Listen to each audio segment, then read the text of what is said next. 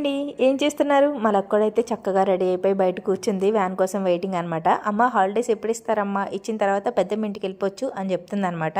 రోజుకి 10 సార్లు అడుగుతుందండి మాట. నేను వెళ్ళిపోవచ్చు అని చెప్పాలి. చెప్పకపోతే మళ్ళీ కుదరదు. వెళ్ళిపోవచ్చులే అని చెప్తేనే తృప్తిగా వెళ్తుంది అనమాట స్కూల్కి. ఇంకా స్కూల్కి అయితే వెళ్ళిపోయింది. పిల్లలిద్దరు కూడా స్కూల్కి వెళ్ళిపోయారు. నేనైతే ఫ్రెష్ అయిపోయి స్వామివారి కోసం మల్లెపూల దండ అయితే కడుతున్నాను. నైటే సగం కట్టానండి. నైట్ ఎందుకో లక్కోడు ఒకసారి లేచి నిద్దట్లో ఏడ్చేసింది అనమాట. అందుకే నైట్ కట్టడం కుదరలేదు. ఇంకా ఉదయం పూజ దగ్గర కూర్చొని ఫస్ట్ మాల కట్టేసి స్వామివారికి వేసిన తర్వాత పూజ చేసుకోవచ్చు కదా అని చెప్పి ఫస్ట్ అయితే మాల కట్టేశాను. తర్వాత ఇంట్లో పూజ అయితే చేసేసుకున్నాను. మా ఆయన అయితే ఇవాళ శనివారం కదండి, కంపల్సరీ ఆంజనేయ స్వామి గుడికి కూడా వెళ్తారు. ఆయన వచ్చేలోపు తులసమ్మ దగ్గర పూజ చేసేసుకొని టిఫిన్కి వరినూక ఉప్మా అయితే చేశాను. అదేనండి బియ్యం నూక ఉప్మా అనమాట. మన ఇంట్లో ఆడించిన బియ్యం నూక అనమాట.